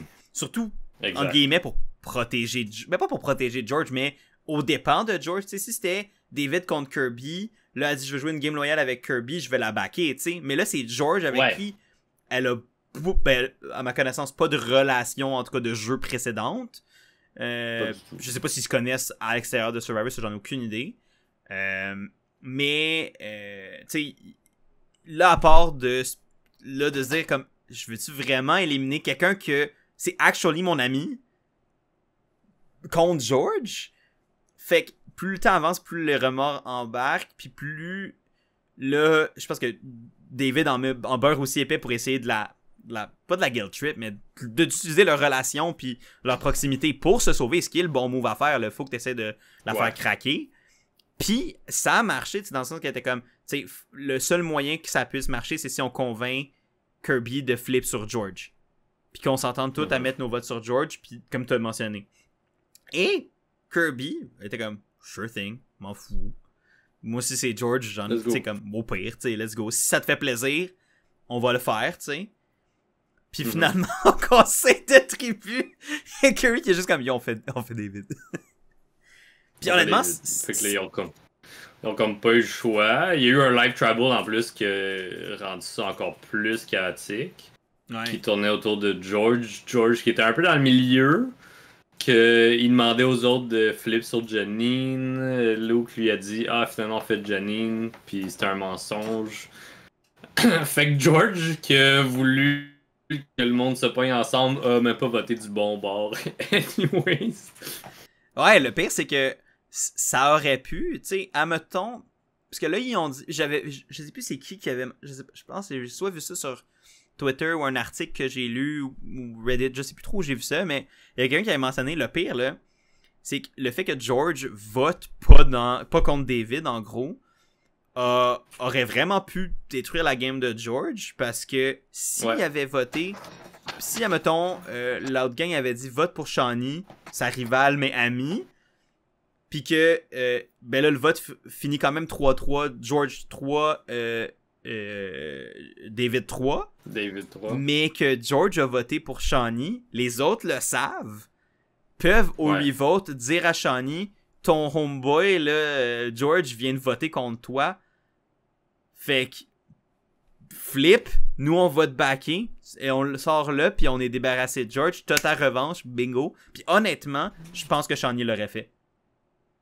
Oui. Fait que parce que c'est vrai que le nom de Shawnee aussi était là-dedans, malgré tous les noms qu'on a dit.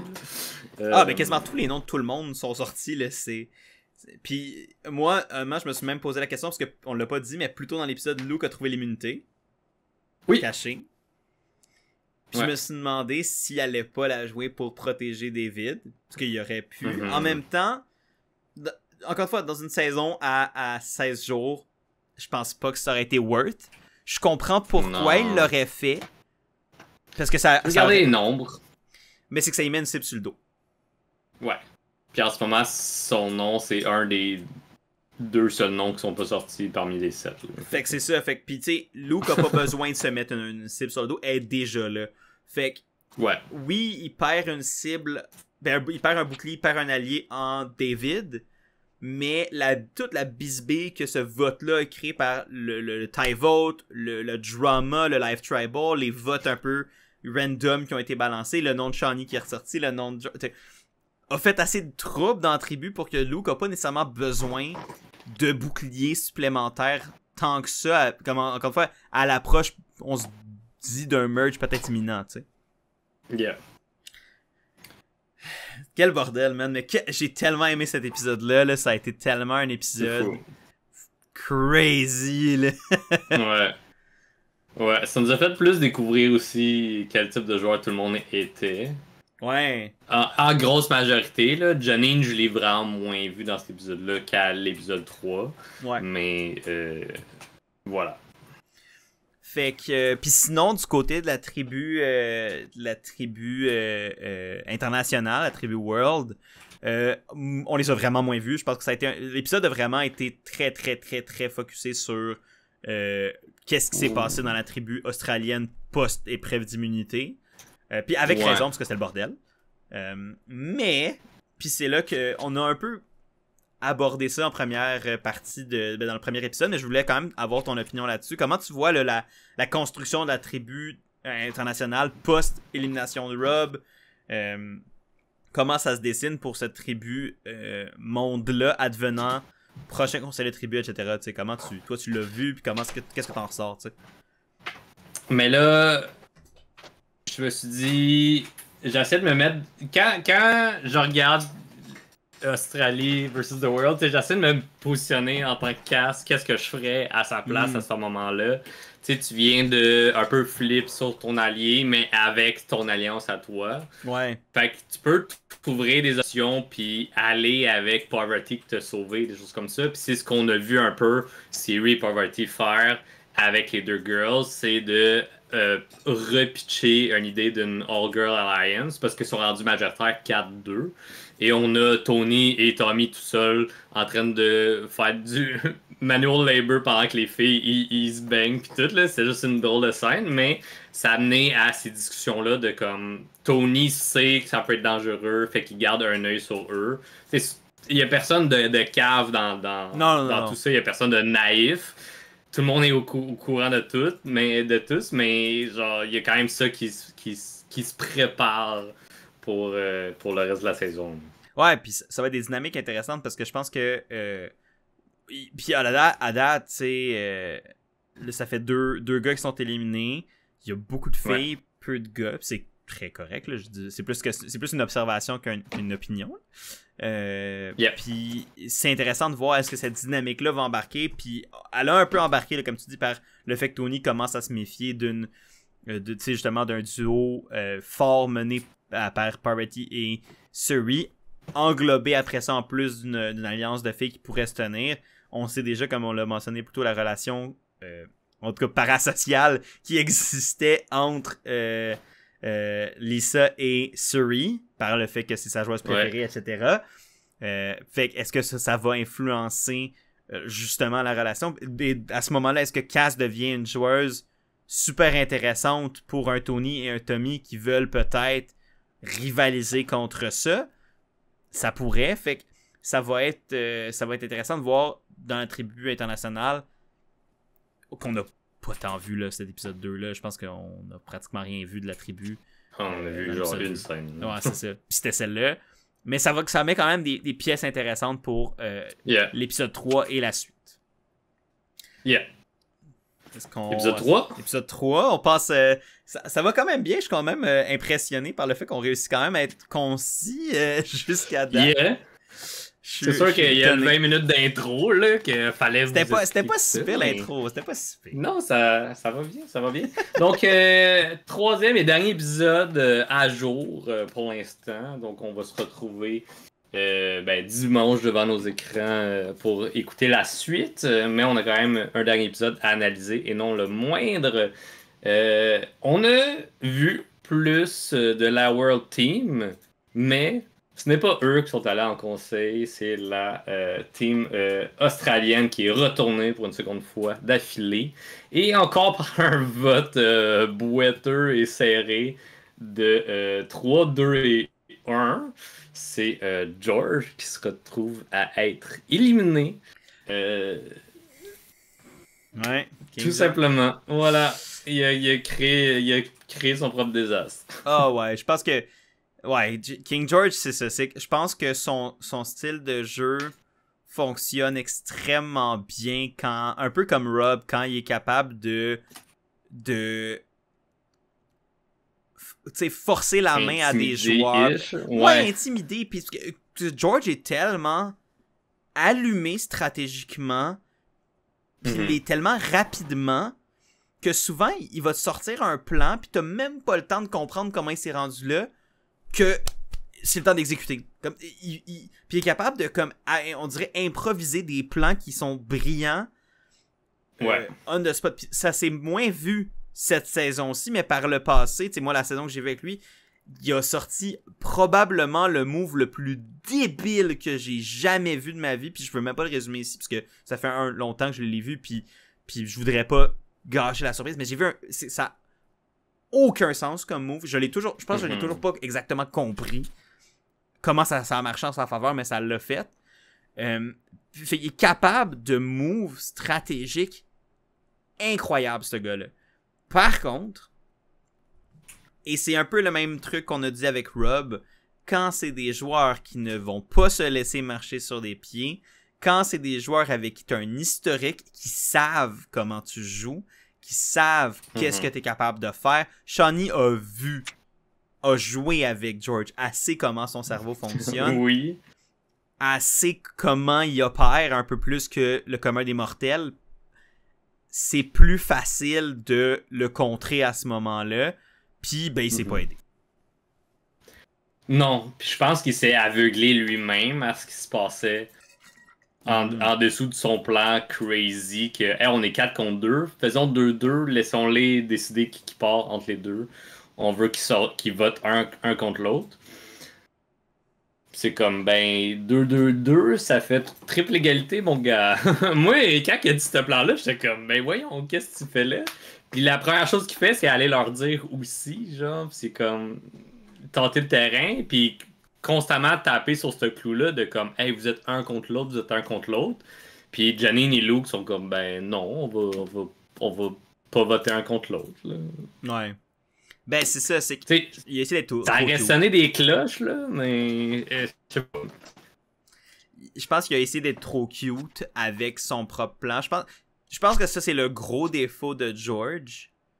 Il a tendance à être trop maléfique pour son propre bien, au sens où il veut trop faire des plans qui sortent des boulamites, qui, au final, peuvent fonctionner, mais des fois, tu peux être... C'est comme dans le sport, tu regardes des fois des joueurs de hockey ou des joueurs de soccer qui essaient de faire des jeux qui sont trop cute pour leur propre bien, puis qu'au final, font juste qu'il y avait un but facile, le gars à ta gauche était grand ouvert, mais à la place, tu fais une espèce de pirouette par rapport avec ta puck pour faire un beau jeu quand t'avais le but ouvert si tu faisais la passe au gars à côté. Exact. George a un peu ce défaut-là, je pense, parfois, qui, à date, lui a vraiment pas tant joué des tours, mais là, clairement, c'est arrivé.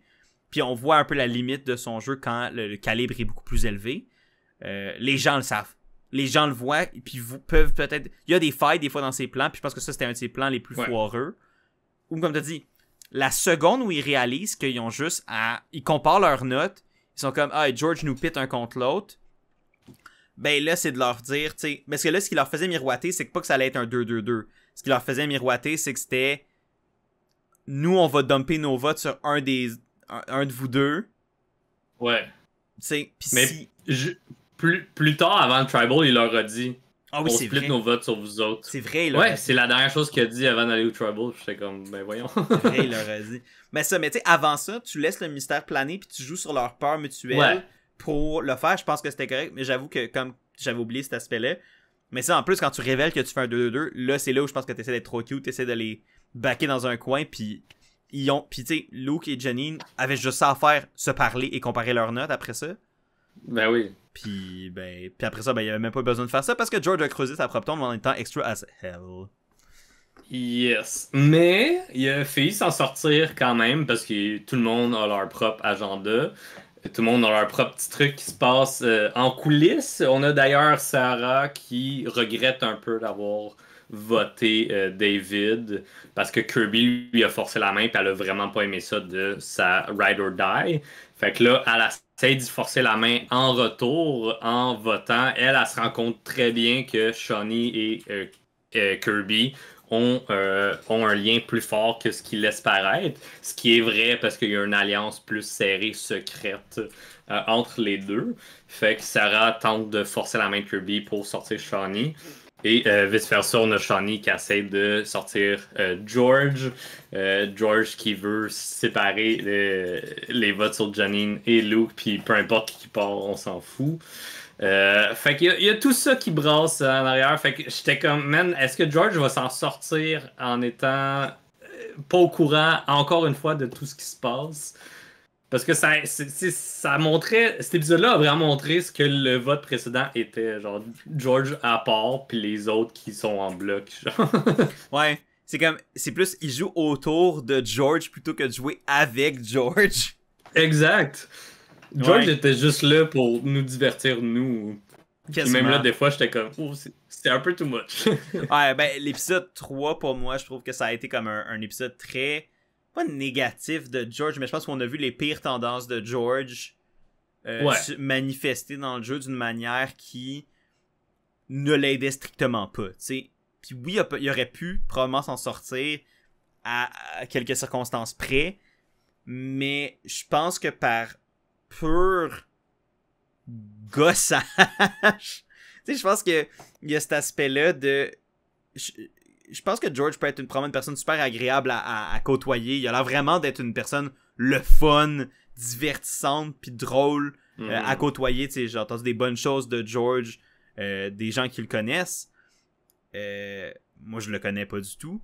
Mais dans le contexte du jeu, avec son ego, avec son personnage, avec son truc de Ben Denis au King George, blablabla, il polarise également, puis comme ils disent, c'est ça la force. Shawnee l'a extrêmement bien dit. George, c'est une coquerelle qui se faufile dans les cracks et t'es pas capable de t'en débarrasser. Le nombre de fois que dans la saison que j'ai vu George, où son nom revenait et c'était jamais lui qui partait, quand à toutes les fois c'était comme hey, c'est George qu'il faut qu'on sorte. Il faut qu'on le sorte. Parce que ça, c'était sa deuxième saison. Fait que le monde avait déjà un peu vu jouer. Il savait le genre de joueur que c'était. Puis même là, il était pas capable de s'en débarrasser. Il trouvait tout le temps des manières de s'en sortir. Il faisait des bonnes connexions. Il foutait la merde au bon moment. Là, ils ont fait comme... je pense qu'il y a du monde qui ont mis leur pied à terre. Puis George, en étant, je pense, un peu trop extra dans les 2 épisodes, notamment comme quand il a lancé Kirby sous l'autobus devant David. Là, encore une fois, en essayant de forcer la main à Luke puis à Janine, c'est juste comme on peut pas laisser ça aller.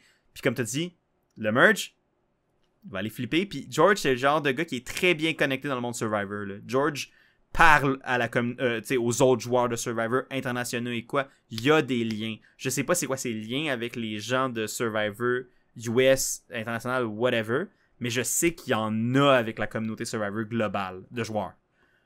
Ce qui pourrait donc en effet laisser présumer qu'il y a des portes qui seraient ouvertes de l'autre bord. Là. Fait que son temps était compté, puis c'était comme d'un miracle, je pense qu'il aurait survécu. Ouais. Puis je pense que vraiment sceller son sort, c'est à quel point qu'il était cocky et sur son propre trône, son propre monde au Tribal Council. C'était violent, là. Genre, il faisait des monologues de vilain, là. Puis j'étais comme... qu'est-ce que tu fais, mon gars, là? Si le monde hésite en ce moment, là, ils sont tous en train de se survirer contre toi, là. Mais le pire, c'est qu'il fait ça tout le temps. Et ça marche pas de le sortir. Ah non, c'est ça, c'est fou, parce que tu dis, ce gars-là, c'est un evil mastermind. Tu le sais, tu le vois, c'est évident. Et ça a pris que 3 saisons, je pense, avant qu'il parte pre-merge. Genre, ça n'a aucun bon sens. Là. Ça m'étonne pas, ça m'étonne pas. Mais c'est ce qui fait sa qualité de joueur. Moi, je trouve que George, c'est un joueur que j'adore détester, mais que j'adore. Ouais. Genre, oui, j'aime ce que je disais un peu, George. Mais... C'est ce que je disais à ma copine, parce qu'elle était comme bon débarras quand il est parti. Puis moi, j'étais comme, il était drôle, tu sais. Je pense qu'on aime ça le détester, là. Fait que ça met vraiment le doigt dessus. Ouais, puis George, c'est un gars qui respecte et aime Survivor et va jouer son ass off, ce que je vais toujours respecter. Puis ça, c'est la forme la plus pure, je pense, de...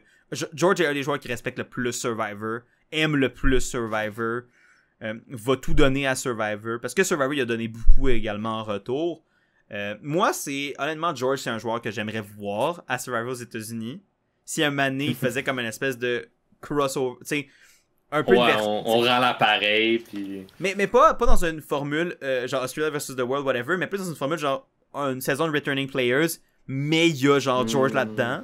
Je serais vraiment curieux de le voir dans ce modèle-là de Survivor aux États-Unis. Par contre, je suis comme tellement l'impression que les monteurs américains ne sauraient pas quoi faire de lui, là. Laisse-les faire ses monologues. Avant de mentionner ce qui est arrivé avec la World Tribe, juste pour conclure avec l'Australie, moi dans cet épisode-là, ce que j'ai vraiment adoré, c'est un peu les plans non dits qui se passaient tout l'épisode. Il y a eu beaucoup de moments comme ça, tu sais, comme Luke qui vient voir tout le monde, puis il est comme, finalement, tu sais, on voulait s'attaquer à Shawnee, mais je serais prêt. Non, on voulait s'attaquer à George, mais je serais prêt à sortir Shawnee ou vice-versa. Puis il y a Sarah qui est comme, oui, ok, Shawnee c'est une bonne idée. Puis Kirby qui était comme, je sais pas, je pense que George est plus menaçant, tu sais. Puis après ça, Janine qui vient dire, je vais mettre mon vote tout seul sur quelqu'un, comme ça, si George a un idole. Je vais mettre mon vote tout seul sur Shawnee, comme ça si George a une idole, c'est pas moi qui est out, il y a un tie. Fait que là Sarah est comme yes, je peux voter pour Shawnee moi aussi, il me reste juste à trouver une troisième personne. Fait que comme plein de petits trucs qui se passaient en arrière-scène que je trouvais ça incroyable. Ben c'est surtout parce que j'adore Sarah à date, fait que genre j'aimais ça suivre son histoire dans cet épisode-là. Fait que je trouve ça vraiment intéressant qu'on puisse vivre ça avec elle, disons, dans cet épisode-là. Ouais, puis je pense que c'est ça qui fait la force du montage de Australian Survivor versus les autres versions, où on les voit, ces plans non-dits-là, puis on voit le processus, j'ai l'impression, de manière plus détaillée. Puis ça, c'est vrai pour Survivor US beaucoup, un peu pour Survivor Québec, dans le sens que Australian Survivor fait mieux ça, je trouve, que les deux autres versions qu'on connaît plus, toi et moi, là, de montrer vraiment le processus de création d'un plan, les détours que ça prend ou que ça pourrait prendre, qui des fois deviennent finalement la route principale, mais des fois non. Tu sais, comme là, le plan de Shawnee, c'était plus comme ça venait d'un détour de Janine qui était comme « Hey, moi, je veux me backer. » Puis Sarah, qui était déjà préparée comme avec son intention d'essayer de voter Shawnee, qu'on avait déjà vu en début d'épisode, leur venait de l'avant, puis là, c'était de voir est-ce que je suis capable de négocier avec Kirby pour qu'on le fasse, est-ce que oui, non. T'as George qui fait ses shenanigans de son côté. Puis là, il y a cette espèce d'aspect-là, comme tu dis, simultané de plans qu'on a moins, j'ai l'impression, surtout aux États-Unis, je trouve qu'ils sont les pires, entre guillemets, là-dedans. Je trouve que Survivor est meilleur au Québec pour ça, mais pas au niveau d'Australie, de montrer tous ces détails, tous ces détours-là, puis cette multiplicité de plans possibles et de personnes qui pourraient être éliminées. J'ai l'impression que souvent, aux États-Unis, c'est blanc ou noir. Ça va être telle personne ou telle personne, on le sait. Ça va être... Des fois, c'est même évident qui s'en va. En allant au conseil de tribu, t'es comme, ça va être ça. Je suis souvent beaucoup plus blindsidé par le résultat final d'un vote en Australie. Pas parce que je le comprends pas, juste parce que il y a beaucoup d'options potentielles et sont toutes valides. Exact. Tandis que souvent, à Survivor, dans les autres versions, t'as un seul plan qui fait réellement du sens, puis l'autre, c'est moins construit, fait que tu te dis, si c'est ça, ça sort de nulle part. Là, ça aurait pu être Shawnee, j'aurais compris, ça aurait pu être George, j'aurais compris, ça aurait pu être un de Johnny Nelou que j'aurais compris. Ces trois votes-là auraient fait sens. Fait que quand c'est finalement George qui est parti, dans un vote serré en plus, je m'étais fait spoiler l'épisode, mais genre le matin même, genre à matin, avant d'écouter l'épisode, j'avais vu un post, j'étais comme fuck. Mais j'étais quand même surpris de comment ça s'était fait. Puis ça aurait pu être un autre plan, puis j'aurais compris, tu sais. Donc, Team The World, au premier épisode, dans le challenge de récompense qu'on n'avait pas vu, qu'on n'avait pas mentionné, en fait, ils ont pris une boîte mystère qui est cadenotée, qui est verrouillée à clé, et ils cherchent la clé depuis. Puis là, cet épisode-ci, ça a été vraiment l'accumulation de ça, de fouiller pour la clé. Tout le monde cherche la clé. Tony veut trouver la clé avant Siri et Poverty, juste pour s'assurer qu'il n'utilise pas ce qui est dans la boîte contre lui. Et vice-versa. Fait que ça a été vraiment le bordel pour ça. Mais finalement, c'est Poverty qui trouve la clé. Et elle la trouve devant Cass et Siri. Fait que j'étais vraiment content que Cass soit présente à ce moment-là. Ce qui vient un peu forcer l'alliance, qu'il avait déjà parlé, mais comme qui donne une justification de plus de partager l'information à Cass. Fait que j'étais vraiment content qu'elle soit là. Puis là, après ça, on a Parv et Siri qui essayent d'ouvrir la boîte, mais que Tony, il se pointe. Et là, qui doivent demander à Cass et à Lisa de les aider pour garder Tony loin et surveiller si quelqu'un s'en vient. Pour finalement découvrir ce qui est dans la boîte. Et ce qui est dans la boîte, je sais pas si ça a été inspiré de Survivor US saison 40, mais ce qui est dans la boîte, c'est un indice pour une immunité cachée, qui est cachée au conseil de tribu sur le podium de Jonathan, l'animateur. Donc, voilà, ça va être All Hell Breaks Loose quand ils vont être au Tribal Council pour dire « Hey, j'aimerais jouer quelque chose. » Proceed d'aller fouiller. Quelque part dans le monde, t'as Adam de Survivor 40 qui est en train de puncher dans l'air en se disant « Fuck! » J'avais raison! Mais le pire, c'est que, fun fact, ça s'était déjà vu avant à Survivor South Africa. Puis c'est pour ça que Adam l'avait fait dans Survivor 40, c'est qu'il l'avait vu. Fait qu'il savait que ça pouvait être une possibilité. Ça pouvait être possible. Fait que c'est pour ça qu'il l'avait fait. Fait que c'est pour ça que, tu sais, quand ben du monde se moquait d'Adam quand il avait fait ça, moi j'étais comme, quand j'ai su par après que, parce que moi non plus j'avais pas eu le contexte à ce moment-là, moi j'ai su que c'était quelque chose qui aurait pu être possible, j'étais comme, yo, t'sais, chapeau au gars d'avoir tenté quelque chose qui aurait pu encore plus être possible, conscience que ça s'est déjà fait. Puis là, en effet, le fait qu'ils le remettent, puis moi ce que j'adore ça, c'est que, tu sais, une immunité dans un challenge, c'est pas subtil, mais tu peux quand même être subtil.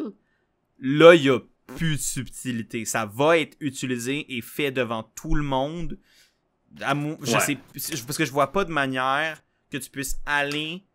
De la manière que les conseils de tribu se passent, la seule manière que tu puisses le faire, c'est quand c'est volontairement devant tout le monde, à découvert. Fait que ça devient une immunité cachée très funky, là. Ouais, surtout que là, sont 4 à le savoir parce que au final, les 4 femmes ils se sont partagées l'information pour. Ben, Poverty le fait dans le sens de garder tout le monde serré, mais c'est surtout pour tenir Tony loin, fait qu'elle a comme pas eu le choix de partager l'information vu qu'ils l'ont aidé.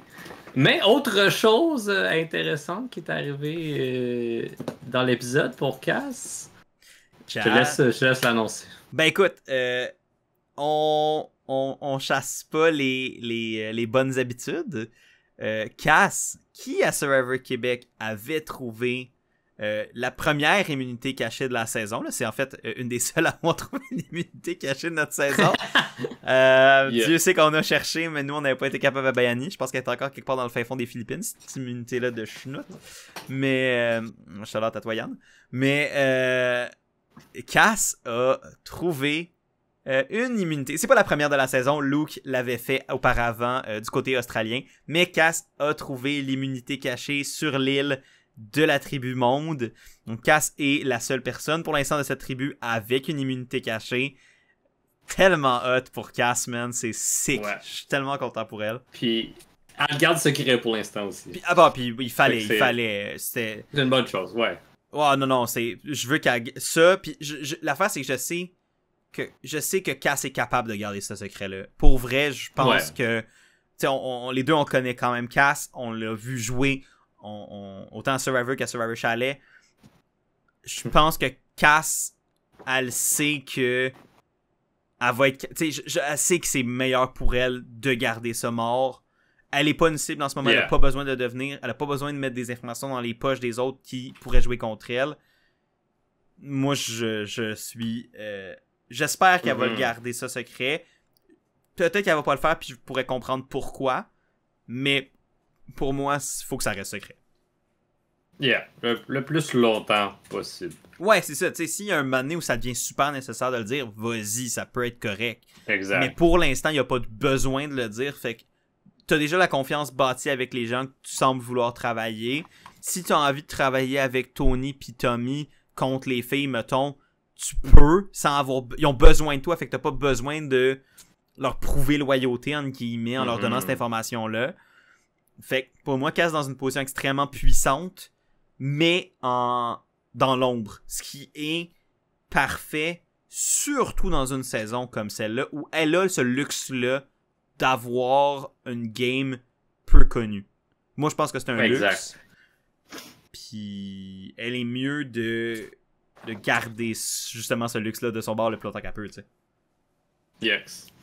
Un dernier shout-out à Cass pour la dernière épreuve d'immunité qui était plus niveau d'endurance, qui est une épreuve, si je me trompe pas, qu'elle a déjà faite durant ta saison. Ouais, j'étais encore dans le jeu à ce moment-là. Là, c'est l'épreuve où j'étais au puzzle. Oui, t'as échoué le puzzle, puis ton équipe a perdu un joueur, quelque chose de même. Ouais, on a éliminé Audrey ce soir-là. Ah bon, voilà. Ouais, ça a quand même fini par être une belle soirée pour moi, mais... Yes, mais je trouvais ça drôle que dans l'épreuve, il y avait beaucoup de cockiness entre les deux équipes, ça se lançait la balle pour souligner à quel point que des joueurs avaient déjà joué cette épreuve-là, puis avaient déjà performé bien. Puis Cass, personne disait rien, puis elle souriait, puis elle gardait ses poches bien en l'air, puis elle gérait bien. Là, mais je suis content que tu l'amènes, parce que c'est quelque chose que je veux highlighter de la game de Cass, qui, moi... quand je la connaissais pas. Parce que, tu sais, moi, Cass, j'ai appris à la connaître plus personnellement après la saison. Là, après qu'on soit revenu au Canada, pendant la diffusion, quand on s'est rencontrés.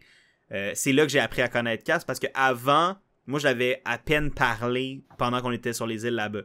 Mais, puis Cass, dans les épreuves, notamment les épreuves d'endurance ou les épreuves...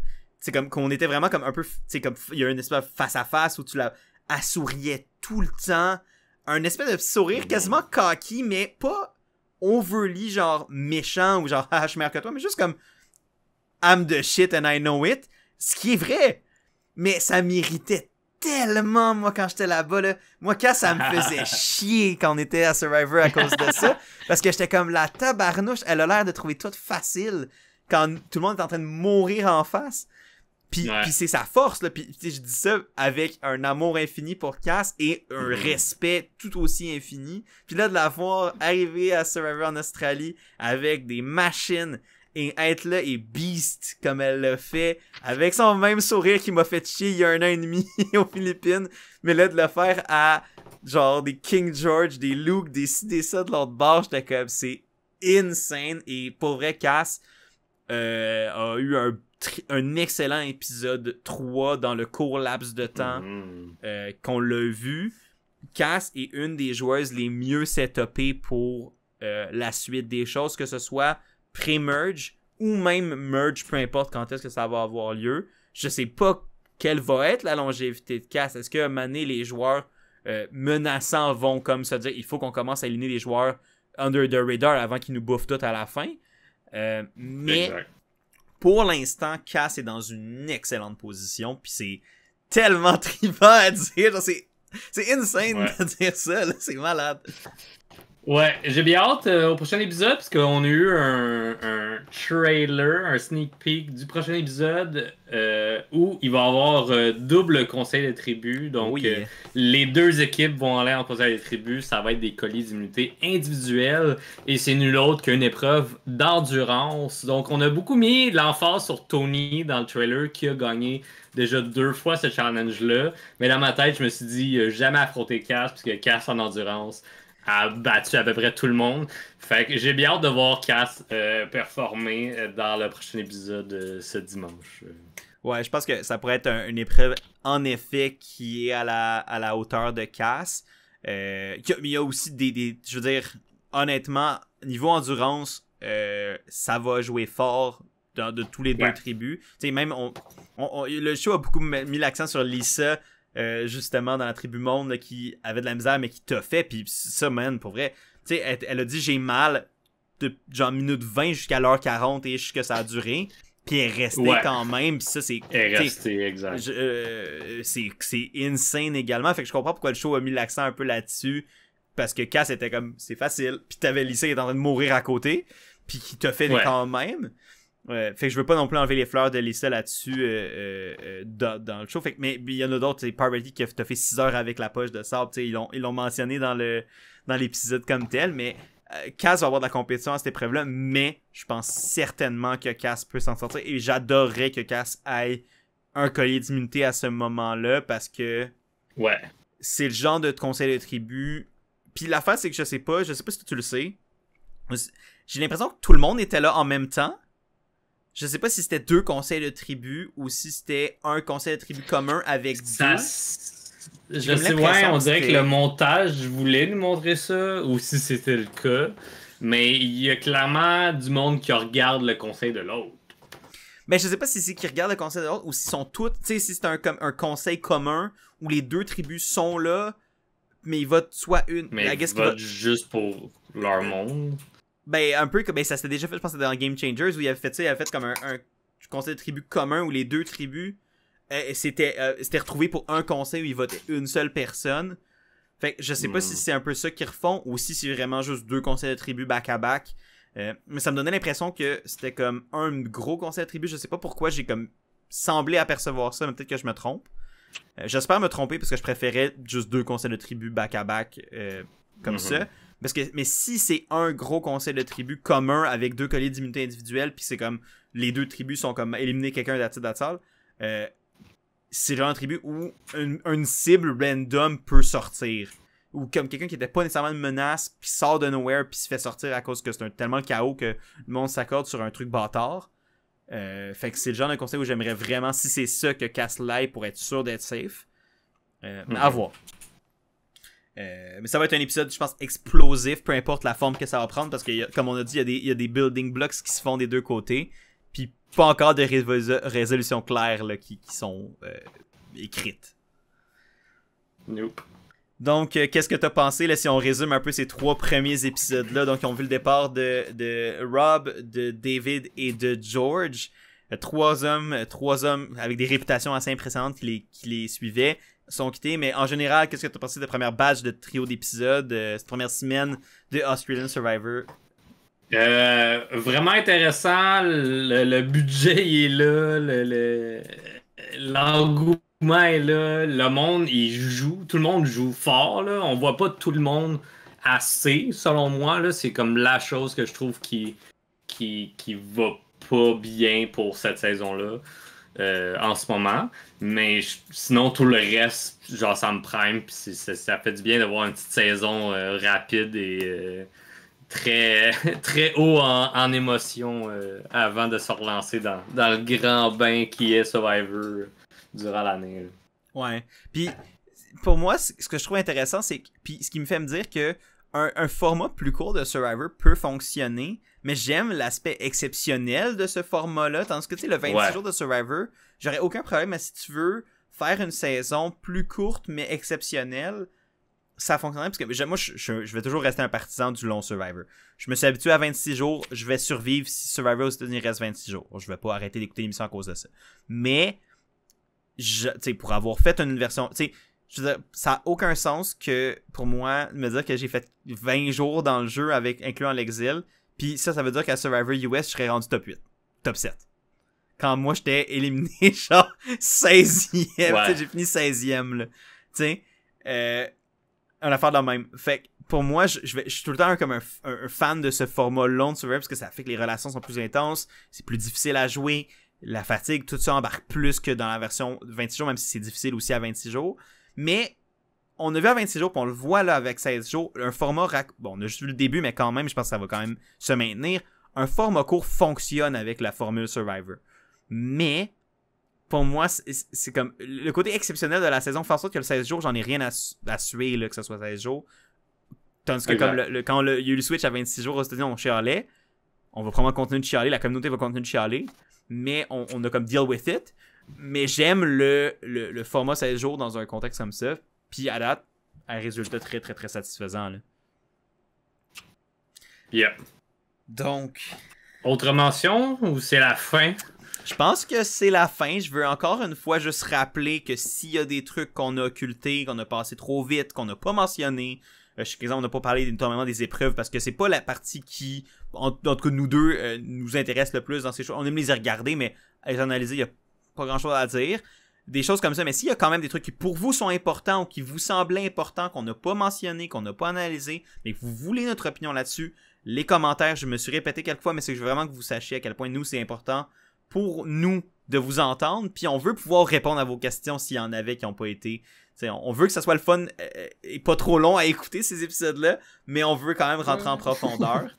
Hey, on a fait 1h30, c'est honnêtement, je pense que c'est un exploit d'avoir fait 3 épisodes en 1h30. Ouais, on a fait 3 épisodes, ouais, c'est un exploit. Fait que, mais, puis de les avoir fait, je trouve, à un rythme qui allait. Fait que, mais bref, s'il y a des affaires, les commentaires sont là pour vous. Sinon, nous, on va se retrouver la semaine prochaine. Donc, là, vous allez probablement voir cette vidéo-là, je présume, jeudi ou vendredi de la semaine en cours. Si vous écoutez ça comme à la diffusion. Et donc, on va se revoir à peu près à un horaire semblable là, la semaine prochaine qui va couvrir les épisodes 4 à 6. Ainsi de suite jusqu'à l'épisode 10 qui est la grande finale qu'on va couvrir comme probablement son propre épisode pour la finale. Donc ça va être assez standard niveau horaire là-dessus. Après ça on va voir pour ce qui est de l'automne avec Survivor 49 aux États-Unis, des choses comme ça, les prochaines saisons de Survivor saison 4 tout dépendant, etc.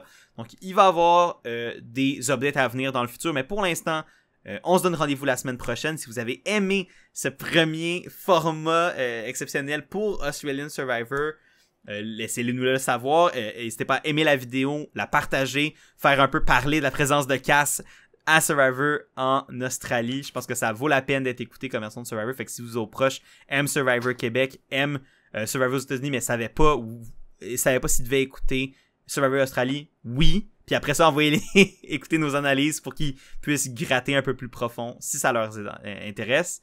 N'hésitez pas à commenter comme je l'ai dit. N'hésitez pas à vous abonner à la chaîne si c'est pas déjà fait pour avoir plus d'analyses de Survivor, Big Brother et tout ça. Merci d'avoir été là. Merci Chris pour cette belle analyse et ce beau lancement de saison morte, saison exceptionnelle. Ben oui. Des exclus. Un petit 4 épisodes de notre bord, ça se prend bien. Ah, moi ça m'avait manqué là, de faire nos analyses de Survivor. On dirait qu'à chaque fois qu'il y a une pause, je suis comme c'est le fun quand on recommence. Donc, ben, merci d'avoir été là. Prenez soin de vous tout le monde, puis on se revoit la semaine prochaine pour la prochaine analyse. Salut! Ciao!